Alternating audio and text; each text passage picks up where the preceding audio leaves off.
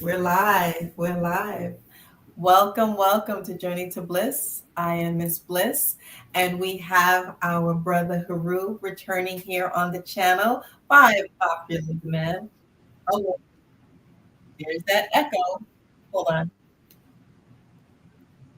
Let's see here. Sometimes I get that echo, and sometimes I don't. All right. Now we're good. We're good to go. Yes, yes. Welcome back, Haru. Welcome back. Oh, we are gonna be good tonight, guys. So if you guys want to hear the juicy part, and I mean the hot and juicy, spicy part, then you guys are gonna have to go to Nicholas Brooklyn. You see it scrolling at the bottom, and this is where Haru is going to unleash the dragon. But tonight we're gonna be on good behavior because we're gonna get a spanking by YouTube. And I actually tried the olive leaf, and I will give you my testimony a little bit later on in the show.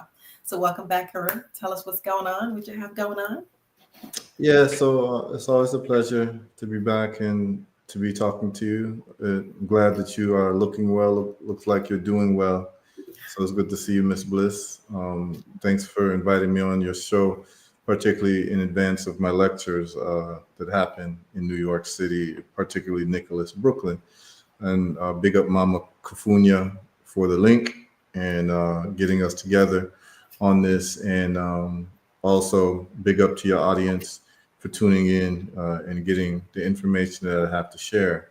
So it seems like just about every other month, or at least once every 3 months, I come back to Nicholas, Brooklyn, and give a series of lectures. We've had lectures that deal with the book that I've written on eradicating cancer and having the studies that exist mainly on the U.S. National Institute of Health website that shows the relationship between parasites and cancer. And if anyone actually did a quick Google search, if you put in cancer and parasites, you'll even see articles from the Centers for Disease Control talking about cancer and parasites, and also the American Cancer Society, which is a big not-for-profit. They are aware of it. However, cancer is not treated that way. Um, so what I did was I wrote a book about it, looking at studies since 1890s that talk about the parasitic origin of cancer and my experience with working with people who've had cancer and treating it as a parasite and using antiparasitics and like olive leaf extract that we make at Herbal Results, and also stepping up people's immune systems and then starving cancer from its main fuel source, which is glucose, sugar. And so we've developed a protocol around that, and we've gotten some great success with it, which we've chronicled some of those success stories on our website. So anybody who is intellectually curious or is looking for other alternatives or other answers or a different methodology that is a non-toxic approach, they can go to herbalresults.net and just simply go to the testimonials page. On the testimonials page, you would see reversals of stage 3 prostate cancer, end stage esophageal cancer, where this particular gentleman was given 90 days to live, and then he took the olive leaf extract, and he was declared no evidence of disease. About 3 months later, you'll see breast cancer reversals. You'll see endometrial cancer reversals. You'll see liver cancer reversals, lung cancer, brain cancer. So it doesn't really matter what part of the body it is. We treat it as a parasite.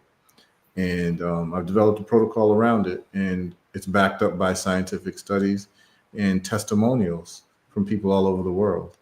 So it's been something I've been lecturing about and has been really piquing the interest of a lot of people because cancer numbers are just going up year after year. The World Health Organization has said that the number of cancer deaths are expected to double 70% or double by 2050, which is 25 years, Right. which means that the medical establishment has no hope for actually turning cancer around.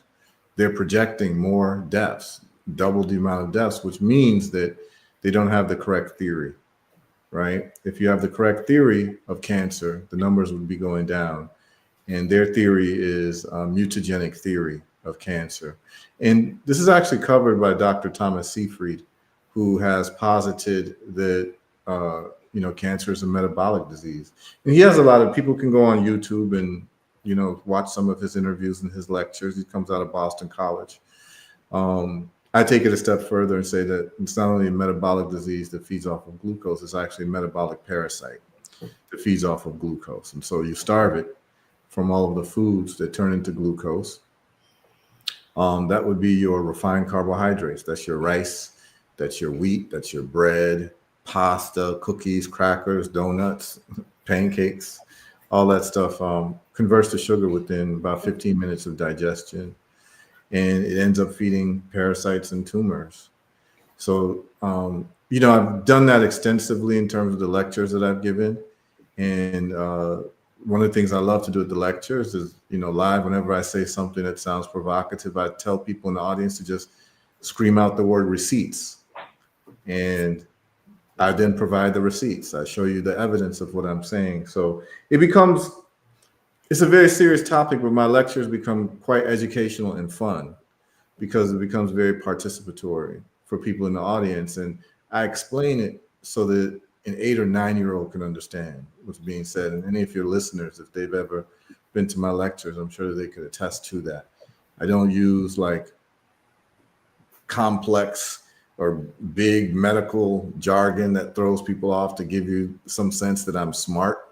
I just use regular language because it's just written. It's all in Latin, right? So it makes you sound smart because you're saying Latin words, but it's just Latin.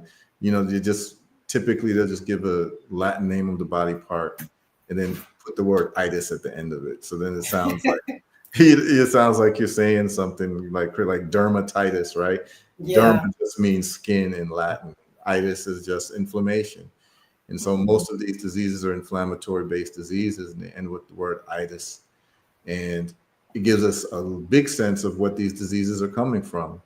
And so I've given a few lectures about cancer, but the lecture this Friday at 6 p.m. at Nicholas, Brooklyn, you have the address on the banner there so everyone can look at it. We'll be talking about naturally reversing high blood pressure and diabetes. So these are really, outside of cancer, these are the top killers of most of our people, not only in the United States, but worldwide. And so the crazy thing, Miss Bliss, is that all of this stuff is reversible if you understand the root cause of it. The problem is that the educational system is such trash. People don't understand or know the root cause of high blood pressure and diabetes. Because you don't know the root cause of it, there's no hope for you defeating it. So what you do is you put your life into hands of people who are sick themselves, called medical doctors. They're all on medication too. And you got high blood pressure and they tell you that you're going to have this for the rest of your life and you have to take these medications for the rest of your life. And the problem with that is that the people who are taking these medications literally have no idea of the side effects of these medications. So one of the things that I do in my lecture and we'll be doing on Friday is we'll be going over the side effects of these medications. So when it comes to high blood pressure, the most popular medications are medications like lisinopril. There's some people listening to this show right now who are on lisinopril or whose parents are on lisinopril. Someone in their household is on lisinopril or amlodipine, right? Or losartan, right? And when you start looking at the side effects listing in the studies on things like lisinopril, it's very clear that it causes acute renal failure. It says it on there, like that your kidneys are going to fail. Even the side effects sound complicated. Yeah. The side effects are terrible. If we were to go through the side effects, I'm not going to do it here. I'll do it on Friday so people who want to tune in, but like if you start reading the list of the side effects, I mean, it includes things like memory loss, uh, Mhm. erectile dysfunction, um, acute renal failure, internal bleeding. I mean, a whole bunch of things that if you start reading, you'd be like, "What? I was never told this." And Mhm. then the diabetes medications. When you start looking at the diabetes medications and the way that they're treating diabetes, which is like completely reversible, and high blood pressure is very reversible too, and we have evidence of it. So on our website, you'll see the first set of testimonials. It's over a dozen. It's about a dozen are cancer reversals, and then under that are high blood pressure and diabetes reversals. Mhm. And what's very interesting is that was it last year? I believe it was last year, Miss Bliss. I gave a lecture in New York, and one of the gentlemen who attended the lecture actually had the worst diabetes numbers that I've ever encountered. I've been doing this for some time. Mhm. His blood sugar number was 684. So I don't know how I can put this in perspective for people. So normal blood sugar would be anywhere from like 90 to like, let's say 110, Mm. right? And what they call A1C, which is your long-term blood sugar, Mhm. which is an average of your blood sugar over a few months, which is the more accurate reading of your blood sugar. Um, Anything, below 5.7, you're seen as non-diabetic. Between 5.7 and 6.4, you're seen as Mhm. pre-diabetic. So that's pre-diabetes. And then 6.5 and higher, you're seen as having full-blown diabetes. His Wow. A1C, this brother's A1C is six, it was 13.4, which was more than double the threshold for having diabetes. So how is he even walking? I mean, or when you Well, saw he him, was, was he like and so not this a functioning? brother who lives in Brooklyn. He attended the lecture and he was skeptical, and then he listened to what I was saying because of a few things, and I'll share something with you. Am I able to share the screen? Yeah. Hmm. Okay, I mean, I'll share something with you just for, because we're just having a conversation and everyone else is just kind of eavesdropping, right? So, Yeah. so in our conversation, we make this very informal. So check this out. So I'm just going to show you, and this is for anybody who is curious, because I like to present receipts, because a lot of people, this is the first time they're hearing something like this. So they just can't believe it. So I like to Right. show you things. So I'm going to share the screen here. Um, and so this is my website, Herbal Results. Oh, hold on. It's not. Okay, wait. Yeah, it's Oh, coming there up. we go. Got you. You see it? Yeah, All we got right. it. So this is the home page, and then you go to the testimonials page. This is really the first page that people should go to, because it's going to show you the success stories. So of course, at the beginning, you see the cancer reversals, right? You see Mhm. stage 3 prostate cancer. And these are long form interviews. These are like 1 hour long interviews that I'm having with people who've gotten reversals. So they're telling their story from beginning to, getting declared cancer free. Here, stage 3 prostate cancer. Then you'll see esophageal cancer with a brother named Zach Richardson out of Tallahassee. And then we have Sister Tabia Yatunde, stage 3 endometrial cancer. Mm. Um, Velma Samuel, right? Breast cancer, breast tumor, prostate cancer here, Dr. Charles Harrigan. And then you have a breast cancer case here, stage 4. Then you have stage 4 liver cancer. You got stage 4 lung cancer with a medical doctor here who himself had cancer, right? And then you've got stage 4 lung cancer. This is a gentleman who attended one of my lectures in Washington, D.C. He went ahead and did the protocol that I developed at Herbal Results. And then this is a brother out of New Jersey who had stage 1 prostate cancer. And then, you have adenocarcinoma, which is more like a lymph node cancer. And then that was stage 4 and spread through our parts of the body. But this is what I'm referring to right here. When you go to high blood pressure and diabetes reversals, this gentleman right here, Mhm. his name is Ibrahim Ayu, Mhm. 43 years old, Brooklyn. New York. He was diagnosed with diabetes in 2011, severe. He'd been in diabetic comas.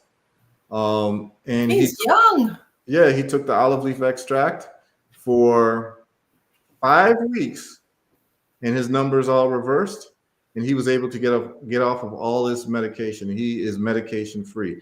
They put him on insulin, metformin, glipizide, Ozempic, and he just took the olive leaf extract and made some dietary changes. And in 5 weeks, we were able to get his blood sugar down from 680 to 92, and his A1C went down from 13.4 to 6.4 in 5 weeks. So, Wow. but we have more stories like this. I mean, this I have a story of a guy named Mac Glover. Let's see if we can get to that right here. You see with the foot, Yes. they were going to amputate his foot till he called me and he did the protocol. You see his foot healed on the right hand side. Yeah, it looks like he had a hole, Yeah, or it was starting to be a hole. it wouldn't heal because of his diabetes. And they were Mhm. going to amputate the foot. And everyone should watch that story. I mean, it's a very, very, very important story. But I'll be playing some of these testimonials during the uh, lecture, just so people can see what it really looks like.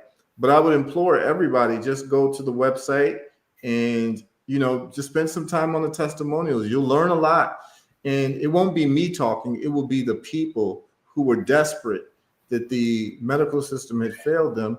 They found out about herbal results and the work that I do, and I was able to give them a non-toxic approach to quickly reversing their diseases. And it happens over and over. And these are the products that we make. And these are products that we make ourselves. These are not private labeled. These are all products that I literally experimented with and made. So we have the olive leaf extract. We have the super strength and maximum strength. This is the book. People can download the successful eradication of cancer using intracellular parasite theory. Anywhere you are in the world, you can get it because it's an ebook, it's interactive, and has links to all the studies in chapter 1. Chapter 2 has links to testimonials from all around the world, video testimonials of people. So they're not written testimonials. They're actually videos, so you can see the people, see their names, everything. And then, we have vitamin D3 because most of us are deficient in vitamin D3. And then I have magnesium, zinc, and selenium all in one capsule because we're deficient in that as well. And that's what the immune system needs. And then we also have Vitex for women, all these gynecological issues that women have. A lot of it is because they're estrogen dominant and don't have enough progesterone. And a $25 bottle solves all those problems because chasteberry, aka Vitex, creates natural progesterone, which balances out estrogen. And all of a sudden, the endometriosis goes away, the PCOS goes away, the uterine cysts go away, the infertility goes away, the menstrual cramps go away, the heavy bleeding goes away. All of that goes away because we deal with the root cause of the problem. And so when we're talking about something like high blood pressure and heart disease, the problem is not the problem that they're saying it is. They've told us that the problem was cholesterol, and it's actually not cholesterol. The body actually needs cholesterol. So cholesterol needs to flow throughout the body. The body needs it. The problem is when cholesterol gets stuck in the arteries. And the cause of cholesterol getting stuck in the arteries is inflammation. So when you get inflammation of your arterial walls, the arterial walls what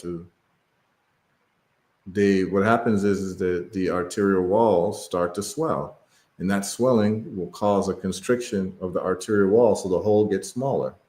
And this is caused by inflammation. So let me just back up a little bit. So the main cause of all these diseases is inflammation. And inflammation comes from three sources. One, inflammation can come from an injury. So someone can hit you in the leg or the shoulder with a baseball bat, and your shoulder will swell and your leg will swell. Well, that swelling will be a site of inflammation. So swelling is also, it's also indicative of inflammation, right? And then the second cause of inflammation is apart from injury, is infection. So you might get a bacterial infection, a viral infection, a parasitic infection, a fungal infection, and that area will be inflamed. It'll be a site of inflammation. And then the third and most popular cause of inflammation, particularly for people who live in industrial society, is food. And then the question is, which food is causing inflammation? And there's the main culprit of inflammation is sugar. And we know that based on what sugar does to the teeth, right? I've said it before on your show, and I'll say it again. Sugar can burn a hole into your teeth. We call it cavities. Yeah, you said that before. And, Mhm. and and I think if I remember correctly, I wanted clarity because some people tell me that some sugars are good. And so, like, white sugar is not necessarily the best for you, but then some people say it's okay to eat agave or maple syrup. And then, I think we spoke about the natural sugars that are in fruit. So Yeah. I don't know if you want to like clarify that a little bit more, Yeah, I especially. will. I will. And so this is the best way to do it. And I would tell everyone to do this because you can meet 10 different health experts and you might hear 10 different things. So it gets confusing for people, right? So what you do, if someone tells you that sugar is healthy for you, first of all, you have to understand the role of sugar in energy for the body. So let me just back up, then I'm going to answer your question, but this it deserves some explaining. So the human body is like a hybrid vehicle, like like a Toyota Prius. So a Toyota Prius runs off of electricity and gasoline, right? Well, the human body is the same. It runs off of glucose, sugar. Glucose is a form of sugar. Glucose and healthy fats called ketones. But the body will burn glucose first. It will use glucose first. There is glucose in the body will use that. And the body will use the glucose for up to about 12 to 13 to 14 hours. And then, if all the glucose is depleted, the body then switches over to burning fats. Now, during this time that the body uses glucose, the body is also engaged in fat storage. And the reason why this developed is because human beings didn't eat food every day when we were first on this planet, right? We didn't have, restaurants and grocery stores, right? We didn't Yeah. eat every day. So what would happen is when human beings would eat, their body needed to store some fat for a rainy day. So the body would live off of the glucose and store the fat.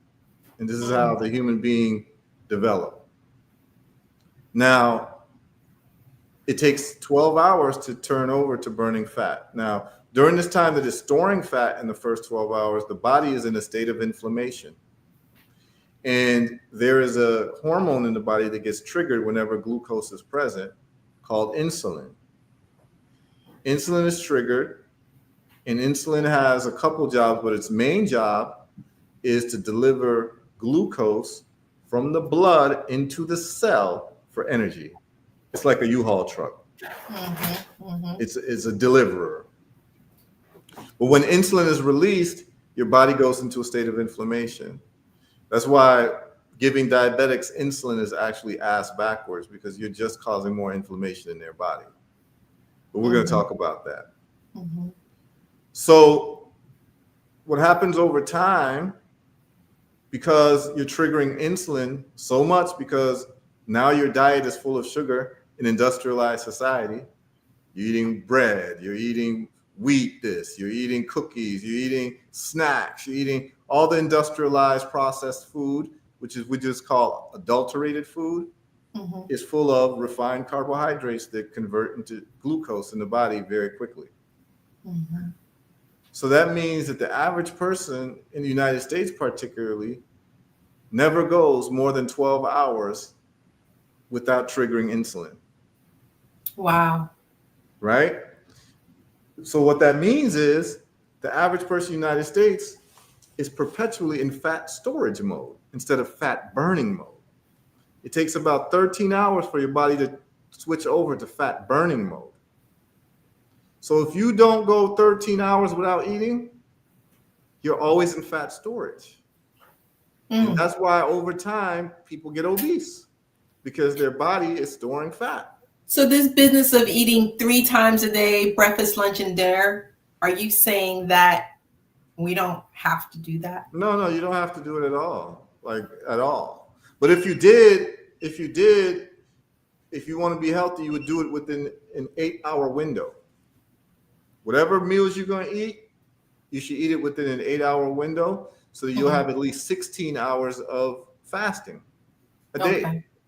And what that allows you to do is that you hit your 12 hours and then you get 4 more hours of fat burning. And this is how you can perpetually maintain a great weight into your 80s and 90s without getting obese because you're allowing yourself to go into fat burning. And when your body goes into fat burning, you don't even have to exercise much to burn fat. You actually, What? your body will burn fat more from you being in fat burning mode than from you exercising. And I'll give you an Wait. example. And I'm going to give people ways to test all of this, by the way. So I Okay. don't want people to like believe anything that I'm saying, but Right. just listen to what I'm saying and then test it out. Okay. So the first 12 hours of eating a meal, your body is in fat storage. After 12 hours, it goes into fat burning. But most people will eat again. Yes. So they reset the 12 hours again. And they Right. reset it again. They reset it again. So they're in perpetual fat storage. Right. Now, this reset that you're doing, because it's glucose that you're eating or food that converts to glucose, you're also triggering insulin. Right. Over time, that insulin gets tired. It's like an alcoholic, someone who like has been drinking alcohol for 20 years, heavy levels of alcohol. 20 years later, they got to drink a whole case of beer to get drunk because their body has developed a resistance to alcohol. Mm-hmm. If you're always releasing insulin because of the presence of glucose in your blood from what you're eating, after a while, your body gets resistant to insulin. So now your body's not making enough insulin to do what? To move the same amount of glucose that it did when you were in your 20s and you were hot and sexy. Now you're 40 and you're eating the same way that you were eating when you were 20, but that same amount of insulin that took that glucose out Mm-hmm. is not taking the same amount of glucose out. It might take half of it out and convert it, put it into the cells for energy, but guess what? The glucose gets left in the blood. You get leftover glucose in the blood because your insulin's not moving the same amount of glucose as it used to. That U-Haul truck got tired. So guess what happens when you got glucose left in the blood or sugar left in the blood? When they then take your blood sugar, you've got high blood sugar. High blood sugar. Yes. And that Yes. is what they're calling diabetes, which they should rename to insulin resistance. Mm. Okay? Because if they renamed it, then people would understand what's really going on because diabetes doesn't mean anything to people. But when you say insulin resistance, now you can ask some intellectual and intelligent questions as to what's going on, because then the next question is, what does insulin do? Right. And why am I resistant? Right. Now you start understanding you triggering it all the time. For the last 20 years, your body has become resistant to insulin, but the insulin is no longer as effective as it used to be. And you've got sugar now left over in your blood, and that blood is circulating sugar to all your different organs. And guess what's happening? The same thing that sugar is doing to your teeth is causing inflammatory responses in different organs of your body. And depending on where that inflammatory response is, that's the disease that you have. So inflammation of the arterial walls is high blood pressure. Mm. Inflammation of the liver and the pancreas is what they're calling diabetes. Inflammation of your intracellular apparatus that gives rise to parasites is what they're calling cancer. Inflammation, so this inflammation takes place in inflammation in the lungs is what they're calling COPD. It's what they're calling asthma.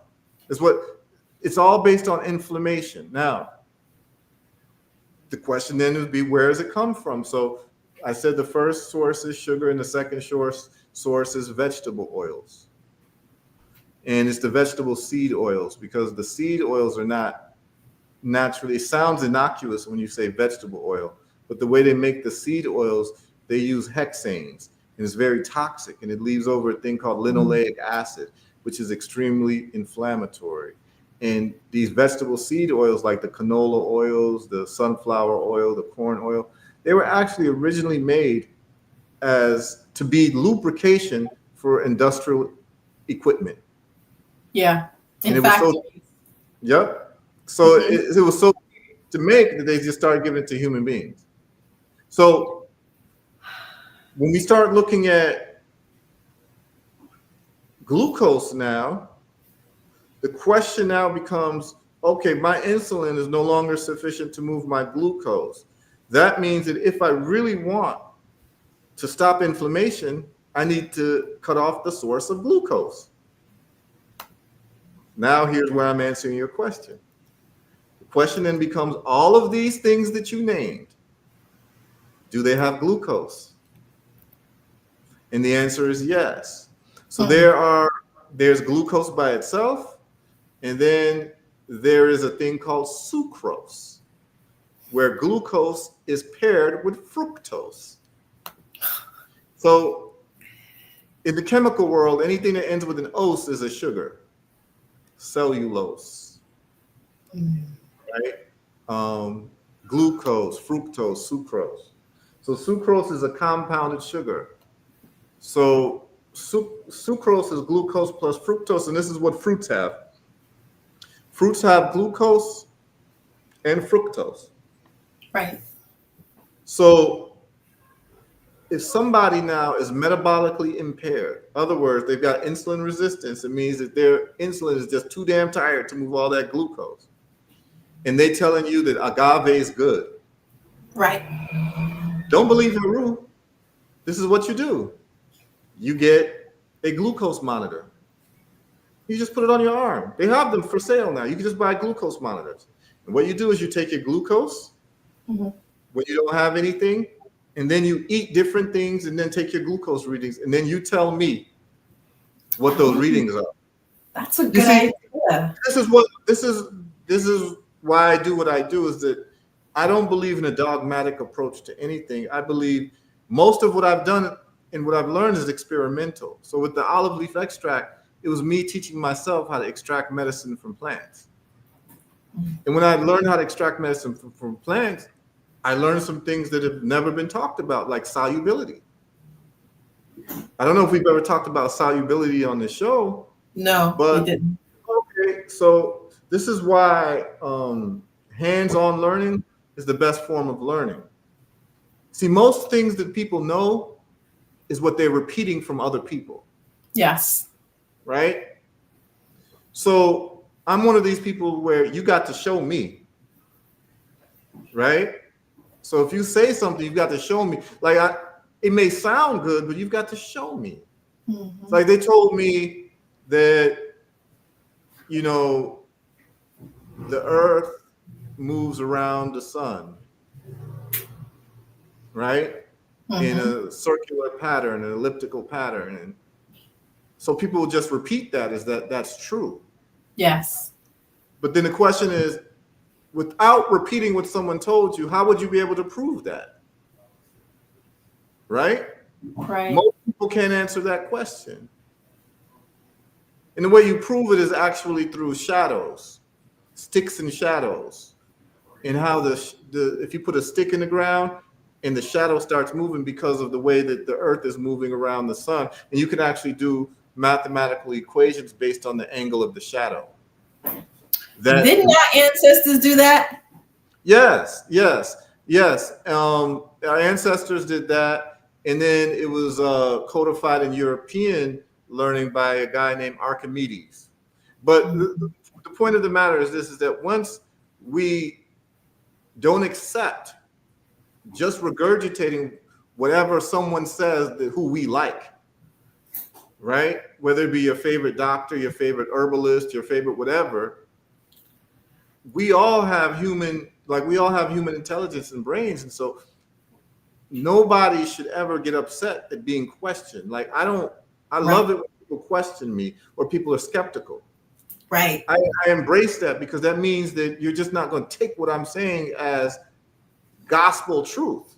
That's There right. has to be a way to be able to verify the veracity of what someone is saying. Hmm. So, for instance, and we'll get back to the whole sugar thing and the way that you can test what I'm saying is true. Um, when it comes to like herbs, even right, people say, "Oh, you can take herbs." You know, there's this whole, take herbs. But then I've known a lot of people who've taken herbs who are still sick, Yes. right? They'll say, "Oh, maybe the herbs aren't strong enough." And what I got to find out, and the reason why I found out this is because I started experimenting with extracting medicine from herbs. And one thing that is left out in the conversation is solubility. And what is solubility? Solubility is the ability of the medicine, or let's just call it the good stuff, in a solid material of a plant to traverse into a liquid substrate medium. So when you are making tea, you're actually you're involving yourself in a chemistry experiment. Because Right. what you're saying when you're making tea is, I'm because why wouldn't you just eat the stuff in the tea bag, right? Yeah, it's a No, what you're science saying to it. is that it's better that I get it from the water and drink it.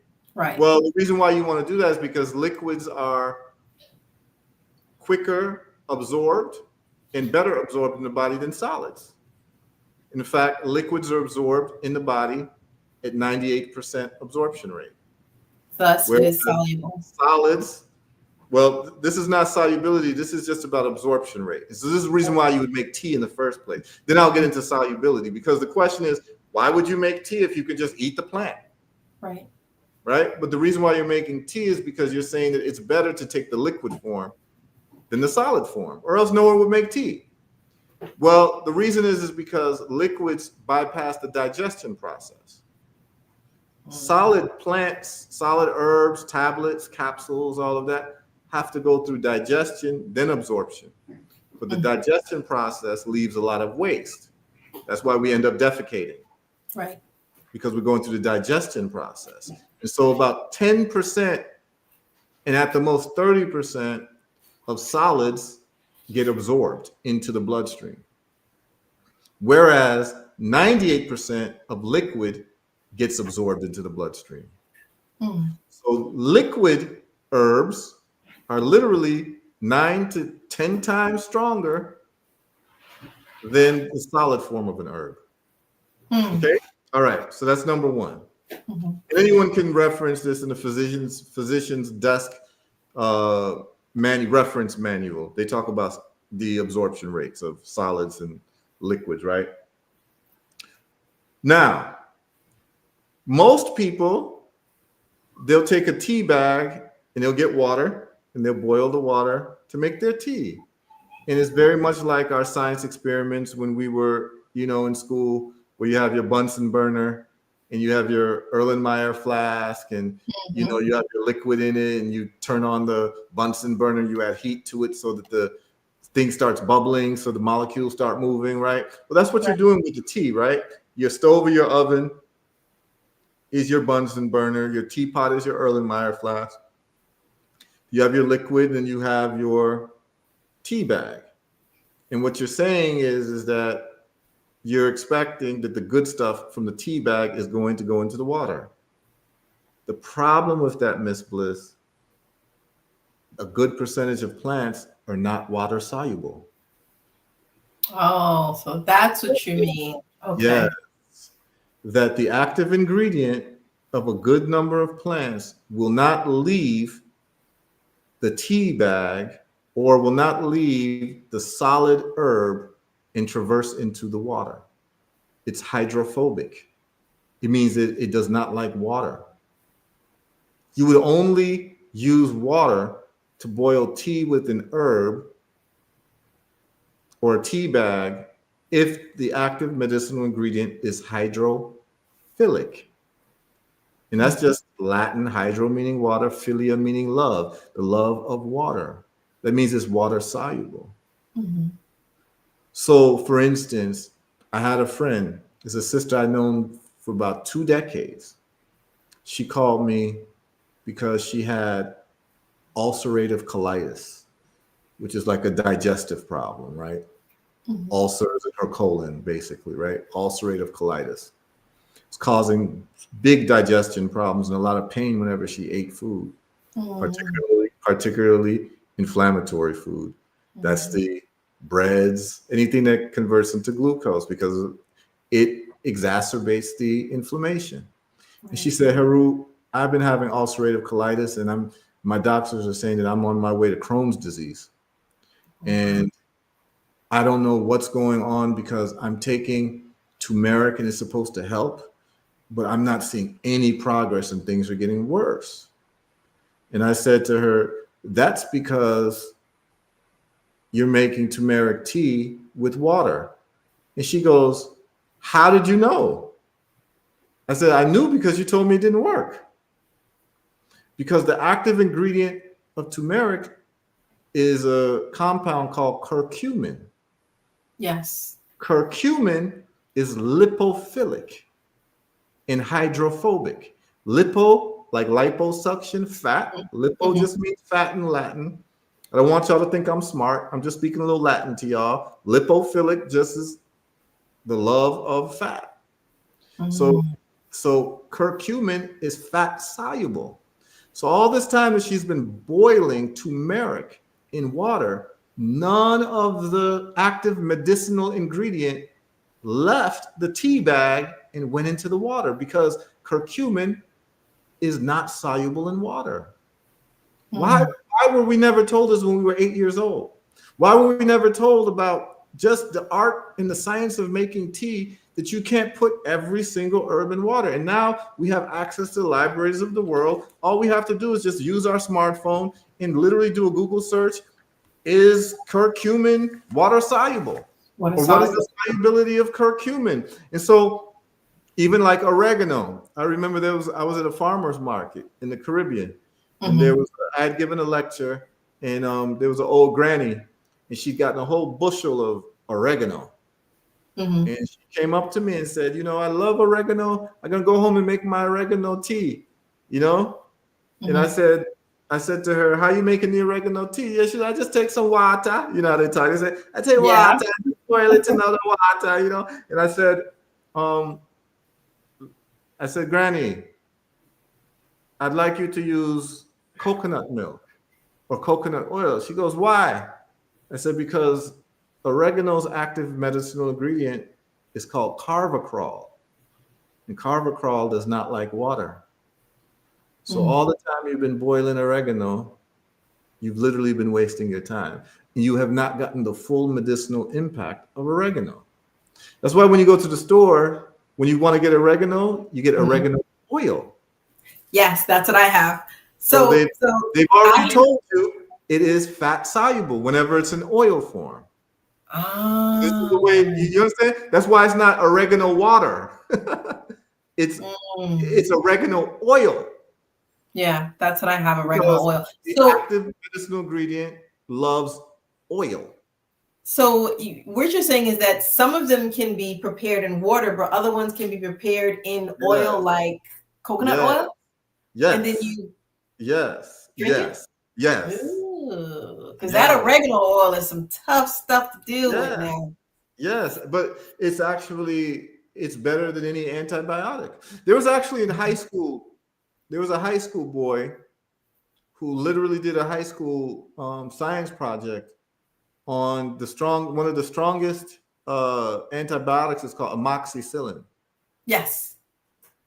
and he took um, some bacteria and put it in a petri dish, and he put amoxicillin in the dish, and in the other dish with the same bacteria, he put drops of oregano oil, and then over time, then he tested to see which one killed the most bacteria, and oregano oil far outperformed amoxicillin.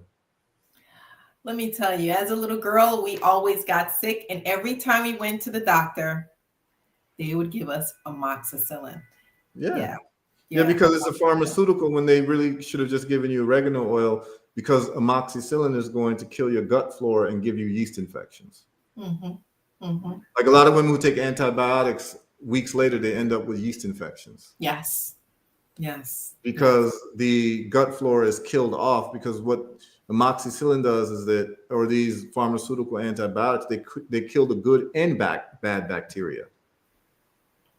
So I got a question. Yeah. The oregano oil is some tough oil to take. So do you recommend, and I will admit, you already know what I was taking it with, but what do you recommend if someone's taking oregano oil because it's very hard to take? Mhm. What could they mix it with so that it's easier for the palate?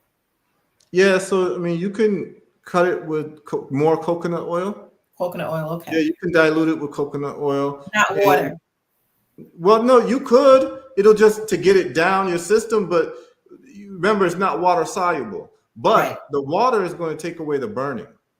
Yes. And I've done Woo. both, and I've done both because it can burn you.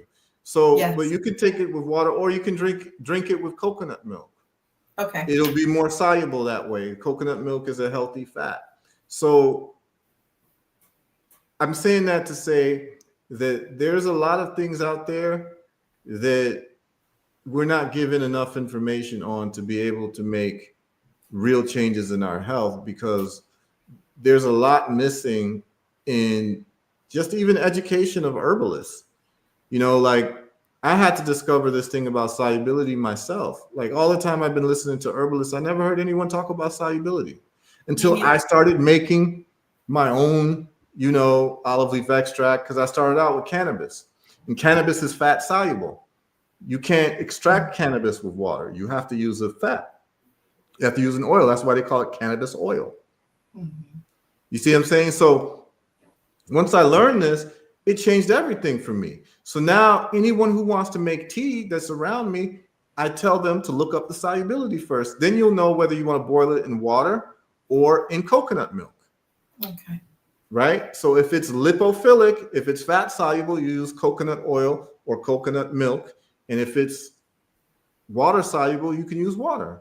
But what's happened is that most people universally use water to make tea from herbs without So knowing the solubility of the active medicinal ingredient. I got a question. So coconut oil, okay, but Coke isn't coconut milk sort of a water solution or No, so I mean, it has some water in it, and that's a great question, but it has enough concentration of fat that it'll pull the fat away. I mean, Ah, it'll pull the medicine away into it.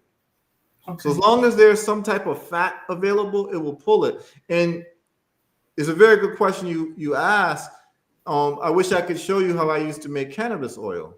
So the way I used to make cannabis oil was I would take water and I would pour coconut oil into the water. And guess what would happen? All of the oil would settle on top of the water because of the density, Hmm. right? So, oil and water doesn't mix. So all the Right. coconut oil was sort, and then when you put the cannabis oil or anything that's fat soluble in, guess what happened? All of the parts of the cannabis that is not fat soluble will go into the water. And Mm. all of the part of the cannabis that's the good part that you want, which is the cannabinoids, will go to the top and go into the oil. Wow. So what happens is after that water cools down, you can put it in a freezer and literally because coconut oil gets solid under 60 degrees. Like when it gets cold outside, you see coconut oil is Yes. now hard and white. Yes. Well, when you put it in the freezer, guess what happens? The coconut oil has it has a higher freezing point than water. Water is at 0 degrees. Coconut oil is at like 60 degrees. So guess what happens when you put it in the freezer? You get a plate of oil that's solid floating above the water. And in that plate is all the good stuff from the cannabis. And you just lift it off the water and you've got pure cannabis oil mixed with coconut. That was going to be my next question because I'm thinking in my mind you would scoop it up, but why do that when you can just like freeze it? Yep. It'll be a lot easier. It'll separate because it separates to the top. Right. Right. Wow. Yeah. Okay. So I mean, this is just like science, but like when you do this stuff hands on, it's not theoretical anymore. And most people, if they're honest, most of their knowledge is theoretical knowledge where they're just parroting somebody else. Most people have not done this work to actually be able to see these things for themselves. So most people will literally fight somebody over things that they believe because someone said it to them instead of them actually experimenting it themselves, experimenting with it themselves. So Yes. now back, so that was a circuitous way for me to now get back to your question about the sugar. So now, if someone believes that maple syrup is healthy for them, then it should not cause a blood sugar spike, right? If it's Right. healthy for you, it should not cause a blood sugar spike. Yeah, supposedly it's natural, so Yeah, but just because something's natural doesn't mean that it's healthy for yes. you. Poison Yes. ivy is natural, right? But Yes. you're not going to rub yourself with poison ivy. And you can start taking things in excess. And so what you do, if people don't believe me, is literally take your blood sugar with a blood sugar kit, a glucose monitor kit, and eat all of the so-called healthy sweet food that you think is healthy, and then test your blood sugar. Mm. If there's no spike, then it's healthy. If there's a spike, then guess what happened? Your body released insulin. Mm. If your body releases insulin, you're in a state of inflammation for 12 hours, you're in fat storage for 12 hours, and your body may not have released enough insulin because you probably are already insulin resistant, and you're going to leave over sugar, which is corrosive to the rest of your body organs. Right. This is the way you test it. So I'm just giving people ways to think about things. I don't want people to just repeat, Heru said this, so it must be true. I don't want that type of relationship with people. I don't need to be anybody's hero. I don't need to be anybody's martyr. I just want to tell you the approach in evaluating whether something is true or not, right? And so if you think agave is healthy, and I've already determined that it's not, it's inflammatory, then when you take agave, it should not give you a blood sugar spike, but it does. Now, when it comes to fruits, now people who are diabetic, who've got completely impaired glucose removal systems, which is insulin, where you're insulin resistant, fruit will spike your blood sugar. Hate to tell you all that. And the thing is that, like, I'm not here to be anybody's friend or anybody's enemy. I'm just telling you what it is. And then, work with it the way you want to work with it. And the way you test it is go ahead and take your blood sugar reading and then go eat your apple, go eat a mango, go eat whatever. Then an hour later, take your blood sugar. If there's a spike in the blood sugar, that means that you have an inflammatory response. That means that your body had to release insulin and your body's in a state of inflammation. If it does not spike your blood sugar, then you would say it's healthy. But here's the other side of the coin. Fruits don't only have glucose, they have fructose. So fructose will not spike your blood glucose because it's not glucose, it's fructose. But what fructose does is that fructose causes visceral fat to develop around the liver. Okay? But all is not lost because there are good side to fruits. And I encourage people to eat fruits, but just solve your metabolic issue because fruits have a lot of vitamins and minerals that people need. Right. But there is glucose in it and there's fructose in it. And please understand that if you don't solve your glucose and fructose problem, eating fruits is going to exacerbate the problem. But what happened is that many people who are eating these foods, like even the quote unquote healthy sugars, not only do they have insulin resistance, they have a couple other things going on with themselves. And what I've seen is most of them are completely low in vitamin D. They're vitamin D deficient and magnesium deficient. Now, So I just want to ask you a question about the vitamin D. There are some vitamins that if you take them, they don't work unless you combine them with another vitamins. They sort of like work in coercion. So you're saying they can just take vitamin D and it'll help so them? that is a great question. So it turns out that vitamin D is the main nutrient for the human immune system. Mhm. So as it is not even a metaphor that we are children of the sun. We literally live because of the sun. And the human being, through its skin, processes vitamin D from sunlight exposure. And so it's very much like how plants live through photosynthesis, right? Chlorophyll and the activation by sun rays. And so the human being is very similar. And what we found out is that vitamin D is the most important. They call it a vitamin, but it's actually a hormone. But it's the Mm. most important hormone for the human immune system, which is literally miraculous. The human immune system, and I could talk all day about the immune system, but just very quickly, um, the human immune system operates through photographic memory, and it takes pictures of all the diseases that not only you have encountered, but your whole genetic line has encountered for millions of years. Mm.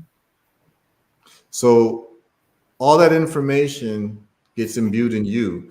And if you don't have that information in you, the immune system will not be able to fight any new diseases. This is why Native Americans got wiped out when they came in contact with Europeans, and Africans didn't. You see, if you look at the map of Africa, Africa is right next to Europe, like Italy and Spain and all of that, right? Mhm. So there's been a lot of cross pollination between Africans and Europeans. And Yes. so Africans and Europeans are very, very familiar with each other in terms of diseases over time. But when Europeans came to what they call the New World, Native Americans had nothing in their genetic history to deal with Europeans. So when they came in contact with European diseases, they were literally wiped out Mm. because their immune system had no genetic memory of these diseases. They So didn't have time to adjust. They didn't have you're time to saying evolve.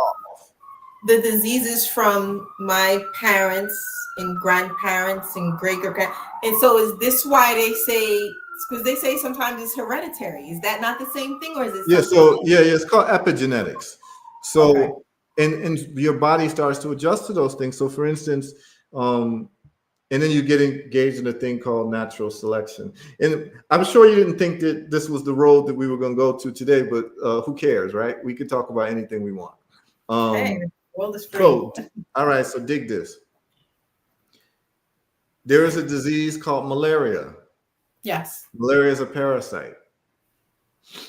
There is also um, a human disease, which is a genetic disease called sickle cell anemia. Yes. Okay. Sickle cell anemia is not only something that Black folks suffer from, it's actually something that Mediterranean Europeans suffer from as well. So a lot of Greek people, a lot of Italian people, a lot of people from Spain also have sickle cell anemia in that area. Really? Yes, they also have sickle cell anemia. So what is sickle cell anemia? So sickle cell is when um, the red blood cells form a sickle. Mm-hmm. They can't necessarily bind hemoglobin the way it needs to be bound. But so in genetics, so we'll do a quick course in genetics, very simple genetics. So the way it works, if you can think of like a graph, you take a man and a woman, they create a child. If the man is dominant S, that means that he does not have sickle cell.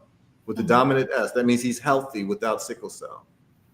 And the woman has sickle cell disease. Sickle cell disease Right. would be small s, small s. Right. Well, you get one of those S's from your mother and one of them from your father. So because your mother has sickle cell disease, she would be small s, and your father doesn't have any sickle cell disease. He'd be big S, big S. All the children have a 100% probability of getting one big S and one small s. All of them. So one big S and one small s means that you do not have the sickle cell disease, but you have the sickle cell Sickle cell trait. trait. That's what I was going. I was waiting for you to get to the sickle cell trait because I'm thinking in my mind. I'm like, wait a minute, where's the sickle cell? So that's how you get it. Okay. Yes. So the sickle cell trait now allows hemoglobin to still deal with the cell that's a bit sickled, but does not cause a disease. But the way that the cell gets shaped when you are what they would call heterozygous for sickle cell, heterozygous, they would call it heterozygous dominant. This is just a quick course in like genetics. They would just, when you have a big S, small s, they would call it heterozygous dominant. And when you have two S's that are small, they would call it homozygous recessive, because a zygote would be one of the S's. So I don't want it to sound like too complicated, but the reason why it's called homo means the same, hetero means different, zygous just means the zygote, right? So from the S and the S. So each S represents a zygote. So that's what they're calling zygous, right? All right. Now, when you have a big S, small s, you have the sickle cell trait, but you are not sick with the sickle cell disease. Yes. But having the trait allows you to survive malaria better than anyone else. I didn't know that. Wow. Okay, so there's another thing that I was told about the trait. Supposedly, if the man has the trait and the woman has the trait, there's some type of percentage of, say, if you have 4 children. 25%. It's 25%. Yes. So the way you would do it, I wish I could like draw it for you and draw it for the audience, but you would do like a grid. So across on the top of the grid, you have a big S and a small s. And then on the side, you'd have a big S, small s, and you would match them all together almost like tic-tac-toe. Mm-hmm. And what you will see is you'll see on the top right, you'll see on the top left, you'll see. So if there are 4 boxes, right? Mm-hmm. You'll see a big S from the mother and a big S from the father. So that's one box. Right. And then you'll see the small s from the mother and the big S from the father. So then that's the sickle cell trait, big S, small s. Right. And then you will see big S, small s again. So the bottom left will now be big S, small s. And then the bottom right, you've got 2 small s's matching up. So now you've got 4 boxes. Right. One box is big S, another box is big S, small s, another box is big S, small s, and then another box is small s, small s. So now you've got a 25% chance of having the sickle cell disease, a 50% chance of your children having the sickle cell trait, and a 25% chance of them not having the trait or the disease. Yes. And that's the way it works. Yes. Okay? Now, here's what happened. Because malaria does not do well in terms of populating in the blood, it's a blood-borne parasite. Mm-hmm. When you have the sickle cell trait, guess who made it to adulthood to spread their genes? The people with the sickle cell trait. Mm. Wow. So all of that part of the world, the only people who lived to make it to adulthood were the people who were able to survive malaria and also not have the disease of sickle cell. So most Black folks in the world are carrying the sickle cell trait. Yes. But every now and then, you may have a child that gets the sickle cell disease, because if you have 2 parents who've got the sickle cell trait, there's a 25% chance that you get the sickle cell disease. Mm-hmm. So that's what happened. And so when we start looking at these, we start looking at science, we can start explaining these things, and we start understanding that there are environmental factors to health, and there's epigenetics where certain things get passed down, like the sickle cell trait gets passed down, and also the immune system based on memory gets passed down from genes, right? And that's actually the only way the human beings could actually live and progress, because if we were as weak as 100,000 years ago when they were first introduced, let's say bubonic plague, we wouldn't be able to make it. So Right. what's happening is that the human beings genes are always adapting better, because those who survive are the ones who are the strongest. So then the strongest genes gets passed on, and the weakest don't make it to adulthood to reproduce. So this is a filtering out process over time, so the fittest people are alive. Mm. Wow. That is very, very interesting. Very interesting. Wow. So I want now to the ask you, new, yeah, yeah, go ahead. Yeah, go I ahead. don't, I know this is a topic we can't really talk, so we're kind of talking code. Yeah, So a lot of people a couple of years ago had the big C, right? right. And so they survived. So what you're saying is that it's in their system, right? Yeah, yeah, yeah, yeah, absolutely. The it had been in people's systems, by the way, because so what I've realized is that this platform that you might be on, they stopped banning people from saying these things now. Uh, Okay. but this is very educational. So that particular virus is in a family of viruses called Mm. coronas. I won't say the Isn't full that the name. original? That's what they Yeah. were saying in the beginning, And one Corona. and about 40% of the common cold are coronas. Yeah, Really? yeah, 40% of the common cold. So, and actually, there was already a virus before this one 20 years ago, but it was just called SARS 1. This one is So called this SARS 2. right. So a lot of that's why a lot of people were well from the people that I know, I can only speak from my Mhm. experience in my neighborhood and my neighbors.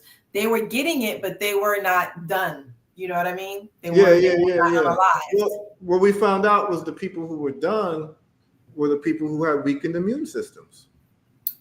Hence what you just said. Okay, got you. Exactly. There are people Got who you. have weakened immune systems. And Got you. so I have a study on my website that literally shows, and I could show you the study. I give you little receipts right here. Why not give you some receipts, huh? Mm-hmm. All right. And this is on the U.S. National Institute of Health website. This is not like a study I made up. So what I like to do is I like to give people the studies.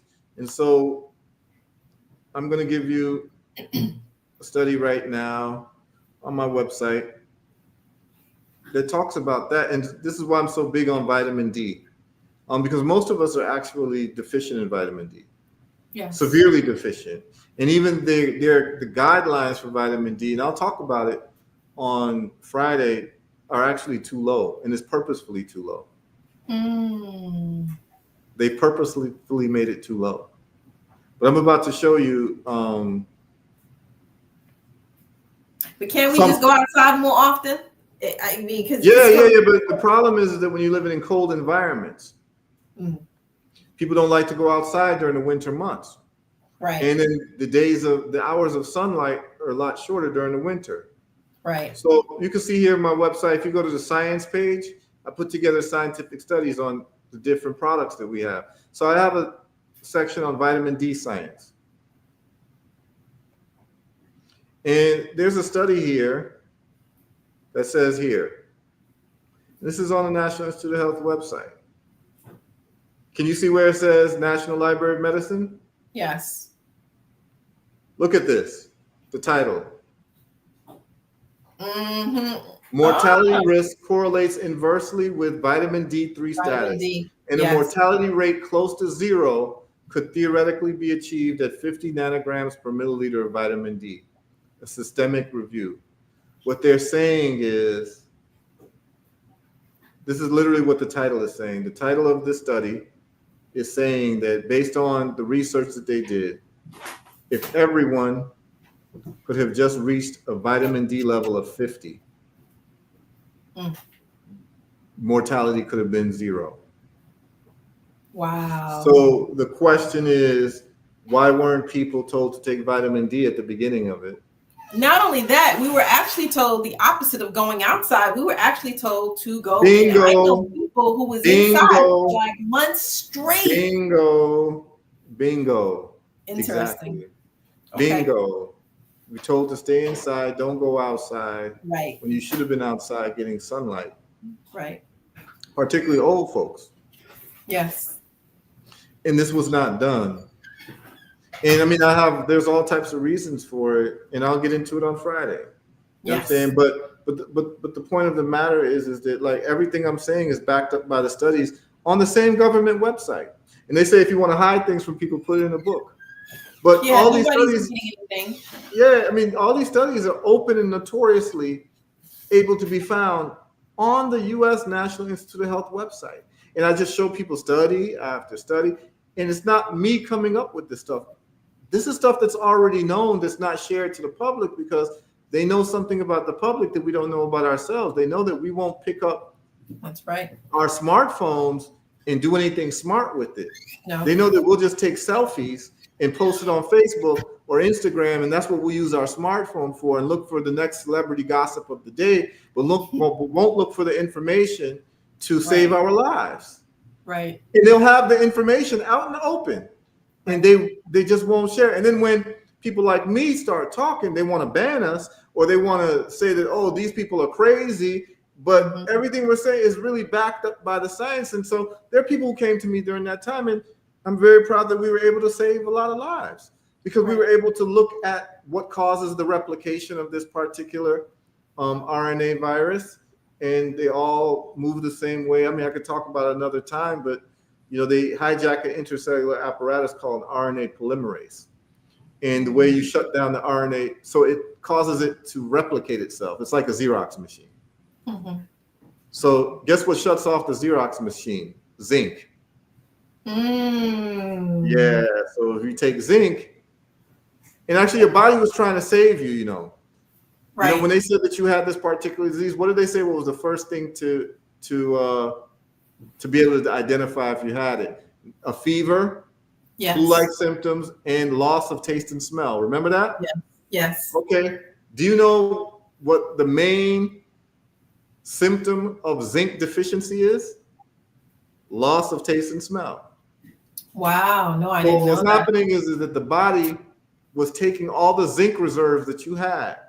And a lot of people don't have many because of the bad diets that people had. Your body's trying to keep you alive by taking all the zinc reserves and trying to rush it inside of the cell to stop the replication of that particular virus. Mm. And when you ran out of zinc, you were in zinc deficiency and you lost your sense of taste and smell. Wow. And you Because have your zinc? body was trying to keep you alive. You have zinc too, or no? Yes. So I have a product, magnesium, zinc, and selenium, because what I found out is that about 85% of people with cancer are not only vitamin D deficient, but they're also magnesium, zinc, and selenium deficient. Wow. 85% of people with diabetes are not only vitamin D deficient, but they are magnesium, zinc, and selenium deficient. Same thing with heart disease. And we start finding out that the immune system plays an integral role in all of these problems because your immune system is fighting to keep you alive. And it is using whatever resources it has to keep you alive in spite of yourself. So whatever zinc you had, your immune system was going to use it to try to fight this invasion. And when it ran out, you would lose the sense of taste and smell. So your body's trying to keep you alive. And actually, high blood pressure is a byproduct of your body trying to keep you alive. You should want to know what I mean by that. Ask me what I mean by that. What do you mean by that? Okay. So high blood pressure is caused by inflammation of your arterial walls, mainly because of sugar and vegetable oils. And what happens when your arterial walls get inflamed, they swell. Just like when your shoulder gets inflamed or your eye gets inflamed, it swells up. Your arteries swell up, and when they swell up, the whole of your artery gets constricted from the swelling. Mm-hmm. That hole is where the blood passes through. So now, Miss Bliss, I want you to visualize a garden hose attached to, a water pipe. Mm-hmm. Imagine you squeeze or constrict that hole, the garden hose. Right. And the water is the metaphor for your blood. And what does your blood do after it passes through your lungs and your heart? It gets oxygenated to then pass oxygen and distribute it to the rest of your organs to keep you alive. Mm-hmm. But if your arteries are constricted, the blood still wants to pass through the constriction Right. to deliver the oxygen to your organs. So there's a few ways to deal with this squeezing of the hose. One, you could relax the squeezing by releasing the squeezing. Mm-hmm. But if you don't want to address the squeezing, which the medical establishment does not, what they do is they will give you another alternative that changes the thickness of the blood. Yes. Yes. The blood thinner. They're called blood thinners. Yes. So now they've changed the viscosity of the blood to make it thinner, but have not released the squeezing. So now the blood can flow through the small holes better. Yeah. Okay. But Yeah. if you really want to deal with the problem, you would release the squeezing of the hose. But if you don't release the squeezing of a hose, but you still want water to get to the other side of the squeezing, what would you have to do? You would have to turn up the pressure of the water so that it pumps harder to get out. Right. And then you get high blood pressure. I love that analogy with the water hose because I am going to use that when I'm talking to someone because I know so many people that are taking blood thinners, aspirin, for example, right? Yeah. And but this is what I'm saying. They don't understand what's going on because no one explained it to them. The reason why you have high blood pressure is because your body is trying to keep you alive through the constriction. Yeah. So if you understood that the constriction is the cause, the logical person would say, let me get rid of the constriction. Right. So then you find out that the constriction is caused by inflammation. And then you want to find out what's causing the inflammation. And it's your sugar, it's your vegetable oil. So you cut that out of your diet, and then you take anti-inflammatory herbs.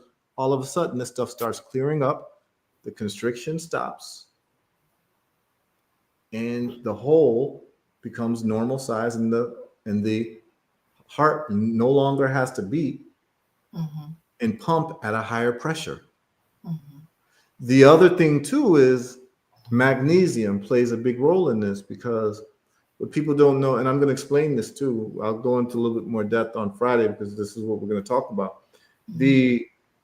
What people don't know is that arteries actually pump. Arteries are like a muscle. They relax and constrict. They relax and constrict. That's how they move blood through the arteries.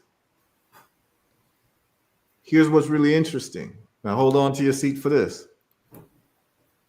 Magnesium is what you take when you have muscle cramps. It's a muscle relaxant. But it's also an artery relaxant. When people are low in magnesium, when the artery clamps, it doesn't relax as well because you don't have enough magnesium to cause it to relax. Right. So it stays in a clamped mode if you don't have enough magnesium. So many cases, a lot of people who have high blood pressure, it's because they have low magnesium. And when you take the magnesium, that relaxing motion now is able to be fulfilled. It's because they were lacking nutrients. Now, here's the deal. What we start to find out now is when we start talking about health,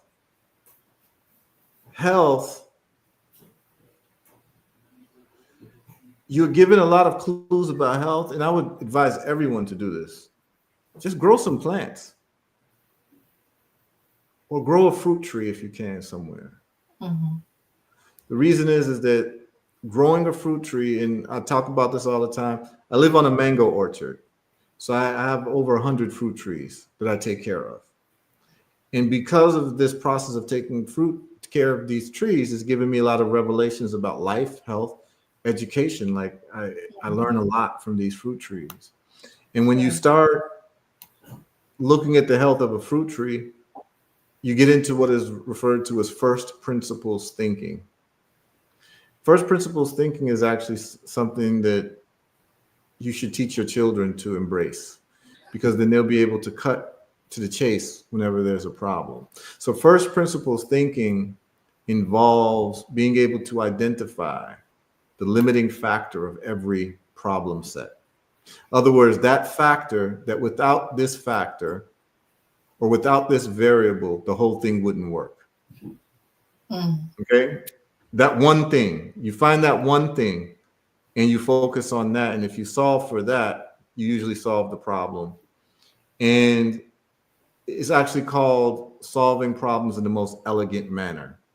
And when we talk about elegant manner, we don't mean like wearing a suit and tie and all of that, right? So Right. like if you have a mathematical equation and there's like 20 steps to solve the problem, but someone else solves it in 5 steps, Right. that 5-step solution is the most elegant solution. That's Okay. the terminology that they use. So the least amount of steps shows the most mastery in solving a problem. So therefore, if someone is a chess player and they can checkmate people in 3 moves, Mm-hmm. that's a master check. That's a master player as opposed to Yes. someone who needs 100 moves to get the checkmate. Okay. Yes. Right. All right. So we find out in that all things, if you can break it down to its limiting factors. So I'll give you an example, like space travel, right? The limiting factor in space travel was NASA only made rockets that could be used one time. And rockets cost like hundreds of millions of dollars to make a rocket. So Mm-hmm. every time you blast off into space, you're in a debt for $200 million. Right. Well, what if the airline industry was like that? It would never exist if a plane Right. could only fly once, right? That means that the cost of travel from like New York to LA would be very exorbitant because all of the customers have to pay for that plane Mm-hmm. because it can only fly once. So you could never have an airline industry unless you have reusable planes. So until SpaceX solved the problem and had reusable rockets, now the economics is a lot better because you can use this rocket over and over again. You don't need another $200 million in your line item budget Right. to do space travel. Well, when it comes to health, it becomes the same thing. When you start looking at a fruit tree, the health of a fruit tree depends on 2 things and 2 things only, really. One, too many toxic inputs, and 2, not enough nutritive inputs. Mm. So a tree will be diseased if it has, toxicity going Mm-hmm. into the tree, or it's not getting enough nutrition into the tree. The things that the tree needs to be able to be strong and have an immune system to fight off any pests or any type of blight. The trees with the most nutrition are the strongest and are able to fight any type of pestilences. It's the same thing for human beings. So when we Just start like looking at human humans. health, That's yes. So now right. you look at human health, there's only 2 questions to be asked. When someone's sick, you ask them, you try to figure out what are the toxic inputs and what is the nutrition that they're missing. Mm-hmm. And then you start to find out the human body is not deficient for any pharmaceutical drugs. Mm-hmm. The Exactly. human body is Exactly. not deficient for lisinopril or metformin. You see, they've got us thinking about enriching pharmaceutical companies that don't really change our health outcomes in the long run, because the main illnesses or chronic illnesses that are due to toxic inputs or not enough nutrition. Right. So the toxic input would be your sugar, your vegetable oils, your processed adulterated foods. And the lack of nutrition would be really, if you could focus on this, or the lack of nutritive inputs would be not enough anti-inflammatory herbs, not enough vitamin D, not enough magnesium, not enough zinc, not enough selenium. These are things for the immune system, which naturally fights to keep us alive. Now, I'm saying from my experience, what I'm seeing is that there's many more vitamins and minerals, Right. but in my opinion, those are the main ones. That if Right. people would just get their nutrition levels up to have adequate amount of vitamin D, adequate amount of magnesium, adequate amount of zinc, and adequate amount of selenium. There may be some other things you could add to it, but an adequate amount of those things, that Mhm. human being would be robust and strong enough to fight off most diseases.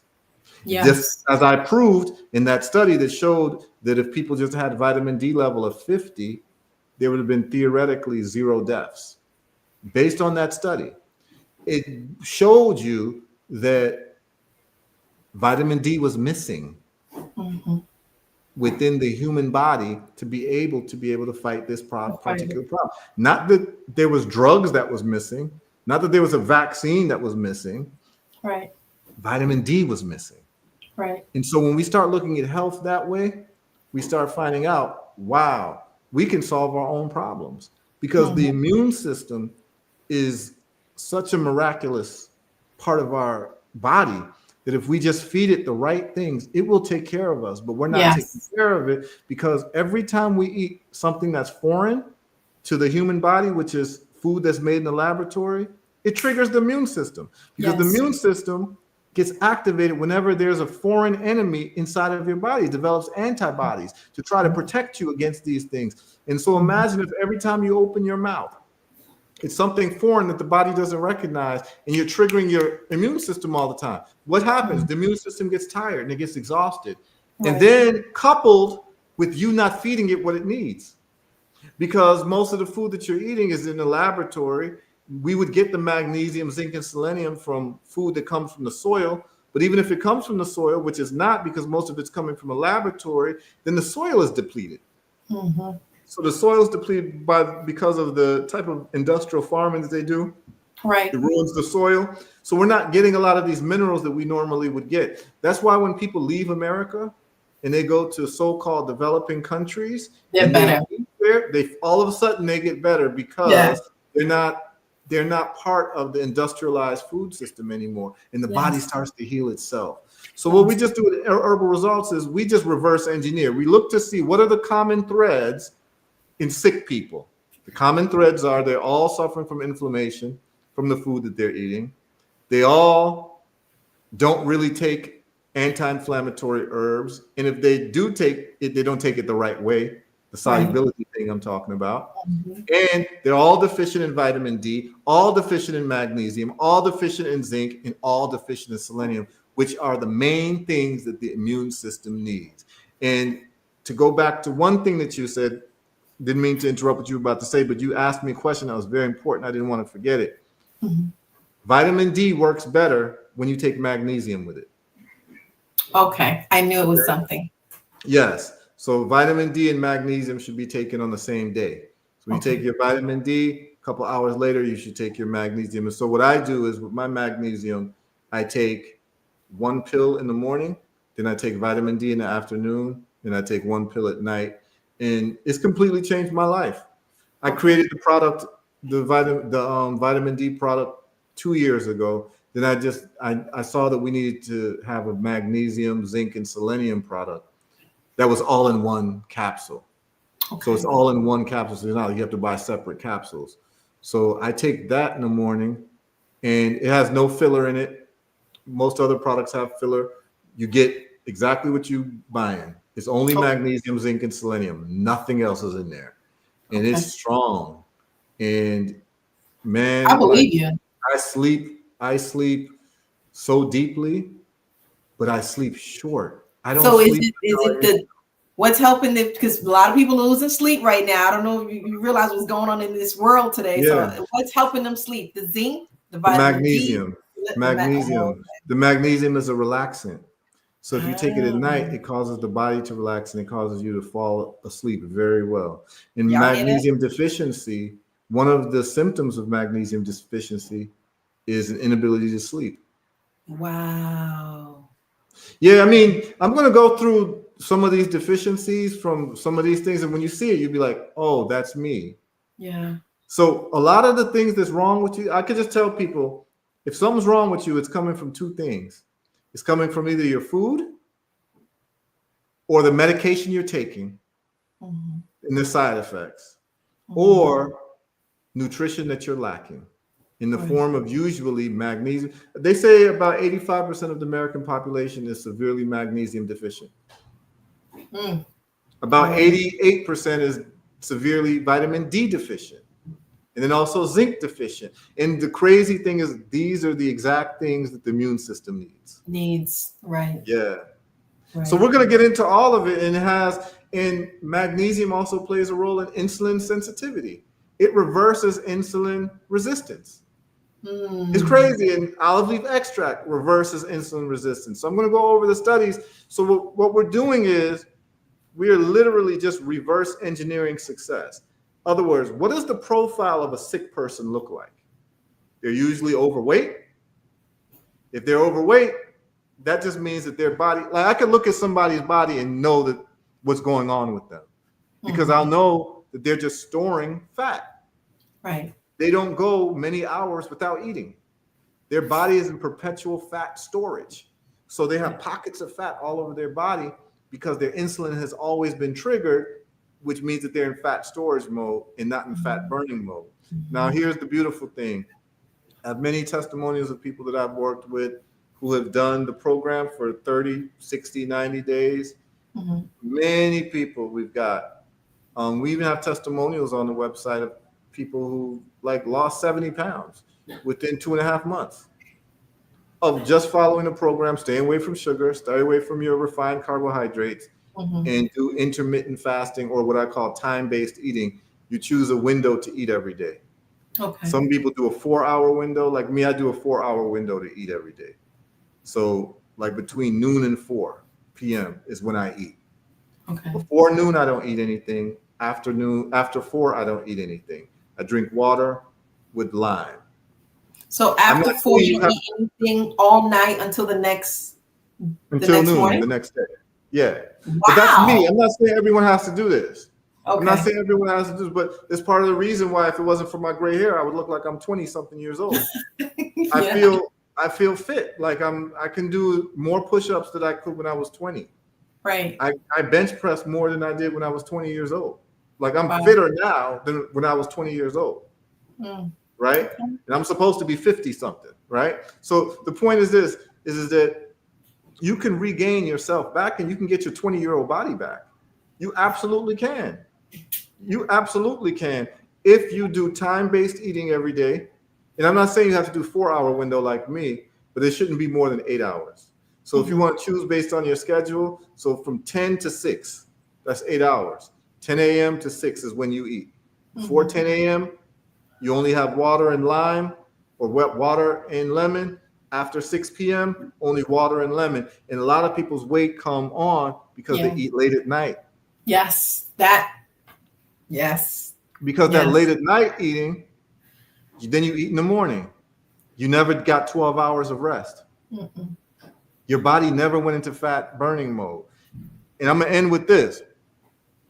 The reason why I know this works in terms of losing weight is I fast, I do a 100-hour fast every quarter, every 3 months, every season. I Hmm. go 4 days without eating anything just to reset myself because there's a whole lot of things that happen to your body when you don't eat for a certain amount of time. Right. Well, within the first 36 hours of fasting, like clockwork, I always lose 5 pounds. Like clockwork. Now, I actually looked this up, and I might have asked you this before, and I might not have, but you can just tell me if I asked you this before. Do you know how many miles that you have to run to lose 5 pounds? Just take a No. guess. Um, I don't know, 5 miles? Take another guess. 10 miles? Nope. 81. 81 miles. That's a lot of freaking That's miles. 3 marathons to lose Wow. 5 pounds. In other words, the amount of calories that you would burn would be equal to 5 pounds by running 81 miles. So Mm, now you have a choice. Do you want to not eat for a day and a half, or do you want to run 3 marathons? I hmm. would rather not eat for a day and a half to get that 5 pounds off. And every Yeah. time I do my fast, and I'm not saying that people need to starve themselves, but you start to find out a couple things when you fast. Number one, we're completely gluttons in this type of a society. We Because eat when you way more than we fast, think. you're Yeah, still going to the bathroom. yeah. Like if you're fasting, you're not eating, but you have to think at some point, why am I still going to the bathroom? Number two, I'm talking about, not Hmm. number one. So that should tell people something. What's in your system? What's stored in your system that, and you were just eating. Yeah, I mean, we eat when we don't have to. We've become gluttons, and one of the one of the most beautiful things in the world is when you can free yourself from the slavery of food. And this is what fasting does. It teaches you psychologically that you don't have to be dependent on food the way that people are, and they think that they're hungry when they're not. A lot of Yeah. times you're just eating because you're bored, and Yes. you're just eating because you can. And it starts showing up in your body in all types of ways, and before you know it, you're 50, 60 years old and you're obese. And here's the thing about obesity. You know how I talked about natural selection and how the strongest survive with this Hmm. whole sickle cell thing? Hmm. Well, what people need to understand is that old age selects against obesity. Let me say that Mm. again. Old age selects against obesity. Just like you could say, reaching reproductive age selects against sickle cell disease. Hmm. What I'm saying is you don't see many obese people over 80 years old, Right. because what happened is that old age selects against obesity. So all the people that you'll see, they'll be 85, 90, 100 years old. They're all thin people. You know Hmm. why? Because old people who are obese die before they reach that age. Mm. They get weeded out. Old age weeds out obesity. That's another way to say it. Okay. So if you Okay. want to make it to your 80s, 90s, 100, you can't be obese. There's Yeah. no there's no 100-year-old person you're going to see that's obese. All of them are Mm. thin Right. You're right. because old age prefers less body weight. So if you want to make it to old age, you got to get working on your relationship with food, and particularly unnecessary food. Hmm. Because most of the food that people's eating is completely unnecessary. And this means the vegans too. So I don't want people to think, oh, I'm vegan. I'm completely in the clear, because a lot of people I talk to that are sick are vegans because they're eating mainly processed food. Talk about it. They're not eating like natural food. They're eating food from laboratories. All the Yeah. fake meats, all of that stuff is laboratory food, and the body can't process that stuff. Yep. Tofu, all of that is processed food. It's not natural food. It's basically laboratory food. So Hmm. don't think that because you're vegan and you think that you're not eating meat that you're actually better off, because a lot of people I talk to who are sick are vegan, because a lot of vegans are just starchitarians. And the starch that Yeah. they're eating is refined starches that convert into sugar. And they'll come to me with high blood pressure, diabetes, and they say, I eat good. I'm a Right. vegan for the last 30 years. How do I Right. have high blood pressure and diabetes? How do I have cancer? Then I They have to don't know. explain it to them. And then Yeah. they understand it. But you Yeah. see, the whole thing is this. This is not an indictment of people. It's an indictment of the society that we live in, that the learning tools are not a part of the reflexive culture that we live in. So what I Mhm. mean by reflexive culture is like when like the doctor hits you on the knee and your leg kicks up, you're Mhm. checking your reflex. Mhm. So the reflex of this culture is not a reflex of true independent investigation and intellectual experimentation. Right. It is a culture of repeating whatever whoever you like for that particular moment in time says. Repeat, regurgitate, just yeah, copycats, and no one's actually doing their due diligence. No one's doing any research. No one's doing any experiments. It's like we have left the building in that area. And so I always tell people, like, look, if you don't believe anything that I'm saying, experiment for 30 days. Do my protocol for 30 days and tell me what's going on. Tell me the size of your tumor after 30 days. Tell me your blood pressure after 30 days. Tell me your diabetes numbers after, your blood sugar numbers. Tell me what's going on with your autoimmune disease. Tell me these things after 30 days if you stick to this program. Now, in the same way, if you believe that agave is good for you and it's not, bad for you, it's not a bad sugar, we don't have to argue about it. We run an experiment. Right. You see what I'm saying? Like Right. a lot of these arguments that people have don't have to exist if people are willing to actually experiment. Right. It's like someone can tell me, oh, this sugar's not bad for my blood pressure, or Chinese food's not bad for my blood pressure, or this and that, right? And Mm-hmm. I know it is because of the thing that they have called monosodium glutamate, Minus, yeah, MSG. It's a MSG. vasoconstrictor. So you wouldn't know how many people come to me with high blood pressure, and it's really coming from the Chinese food they're eating because of the monosodium glutamate that they use in the soy sauce. Right. Or there's a spice that people call a spice called accent, and Mm-hmm. it's just monosodium glutamate, Yeah. and it constricts the veins, just like the hose example that I was telling you, which causes the heart to have to pump and the lungs to have to pump at a higher pressure. Mm-hmm. So I tell people, take your blood pressure, go eat as much Chinese food as you want, and then take your blood pressure 2 hours later and tell me what those numbers are. If the Mm-hmm. numbers have risen dramatically, you know the cause of your problem. Right. And here's the other way to test whether most of your problems come from food. Just go on a 72-hour fast. Yes. On a 72-hour fast, and if your pain in your back and the pain in your joints have gone, your blood pressure is normal, your blood sugar is normal, now you know that the problems you have is based on the food that you're eating because we've just eliminated that variable. So supposedly people who have, is it diabetes, Mhm. cannot fast. Am I No, correct? no, incorrect. The people who have diabetes cannot fast and still pump themselves with insulin.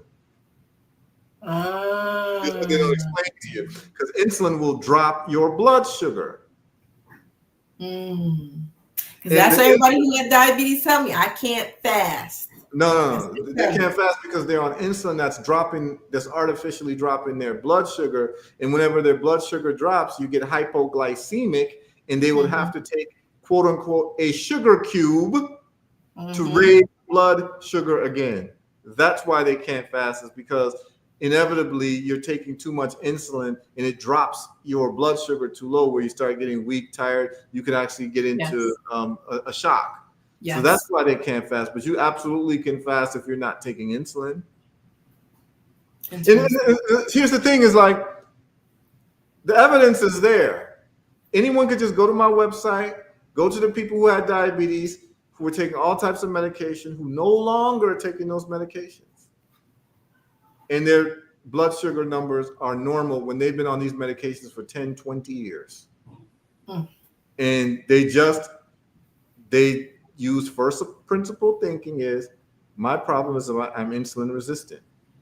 Right. My insulin's not working like it used to do anymore. I need to stop eating foods that trigger insulin. What is that? Sugar. So I'm going to cut sugar out of my diet. So now I no longer need insulin to do that job anymore. And voila, I don't have an insulin resistance problem because I'm not eating food that requires insulin. Right. It's actually called, your body state is called ketosis. It's called being in a state of ketosis. When your Hmm. body is running off of healthy fats, it's called being in a state of ketosis. Right. Right. So I tell people to start to investigate a ketogenic diet, which is a no sugar, low carb diet, and just try it for 30 days and see how you feel. And everybody who's done this, their life has changed around Mm. tremendously. And I mean, I have studies on cancer and keto, people reversing their cancer with ketogenic diets. That's what Dr. Thomas Seyfried is doing out of Mm. Boston College. Starve the body of sugar and glucose, and you starve the cancer. Duh. Exactly. I want to say shout out to the brothers and sisters. Someone says, "Welcome back, my brother. Good to see you, Heru. The olive leaf helped me with my knee. Your knee probably had inflammation, huh? Yeah. Greetings, Bliss and Heru. I know Kafunya's here. I saw her somewhere. Good evening, Bliss and Heru. Peace, peace, peace. Yeah, welcome y'all. Oh, that's me telling y'all to wait for us. Greetings, family. Hey, Cynthia, how are you? How are you? What about fibroid coming out after taking it? Yeah. Uh, So fibroid. Salutations. Yeah, The we've had. fibroids are gonna come out, right? Yeah, we've actually the very first woman who ever took the olive leaf as a customer was in the Virgin Islands, and she'd been sick for 20 years. I tell this story all the time.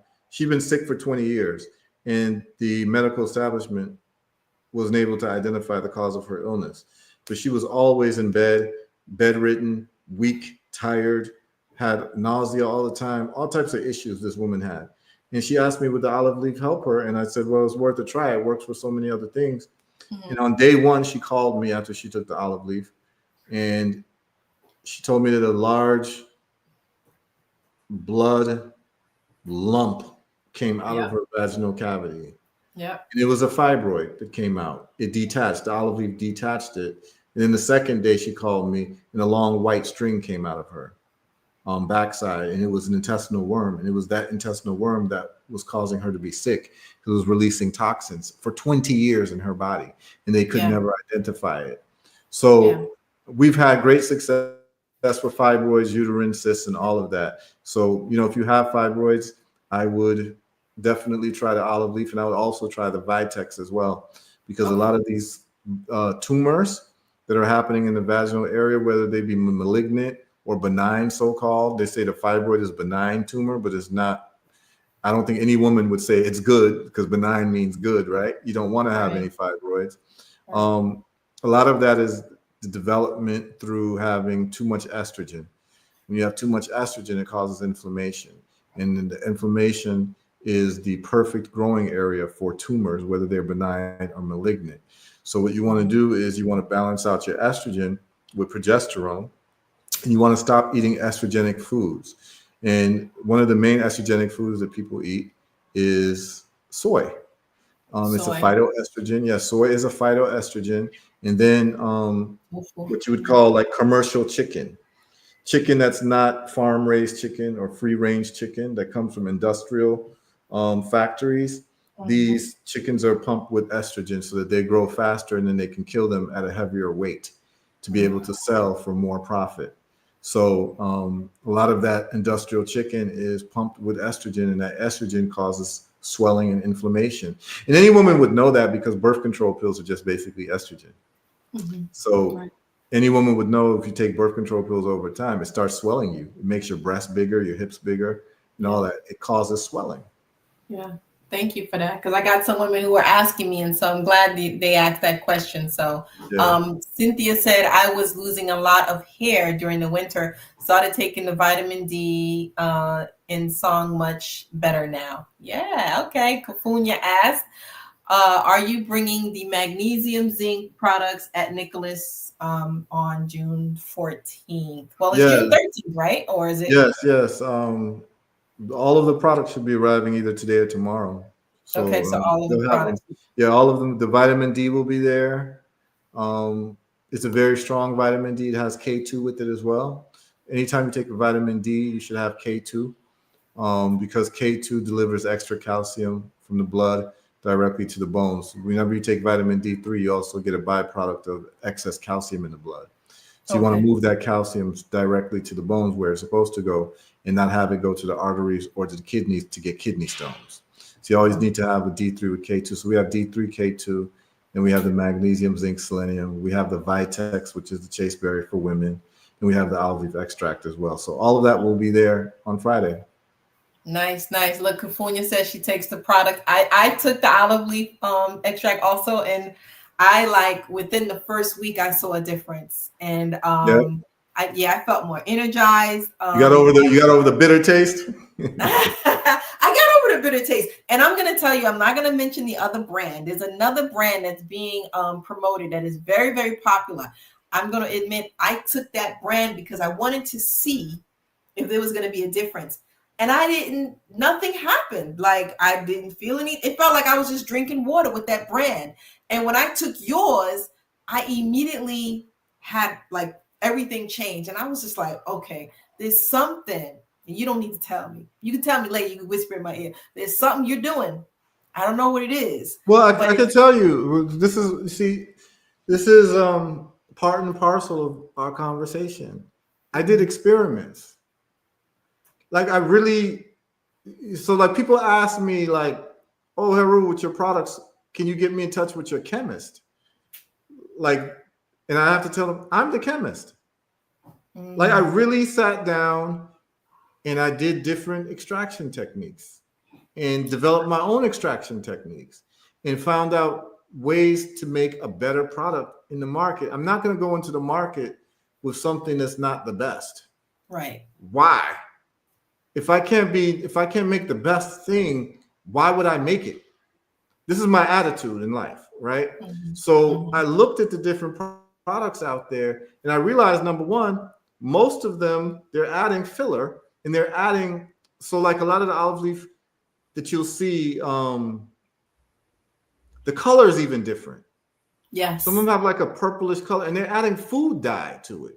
The color was different. The texture was different. There was a sediment of some type of grainy substance in there. And I was like, everything was different. And it didn't. Yeah, so like they don't make it. A lot of them don't make it right. So I have two. I have two formulas.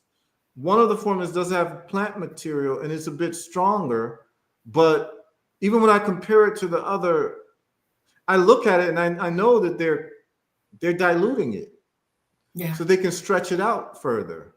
And Mm. so like I don't see the point in that. Like, okay, yeah, you think that you can dilute it and stretch it out, but eventually what's going to happen is someone's going to meet the real thing like what you did, and you'll be like, I see the difference. Yes. And then you're Yeah. never going to get that product that was what in the street they call it stepped on product.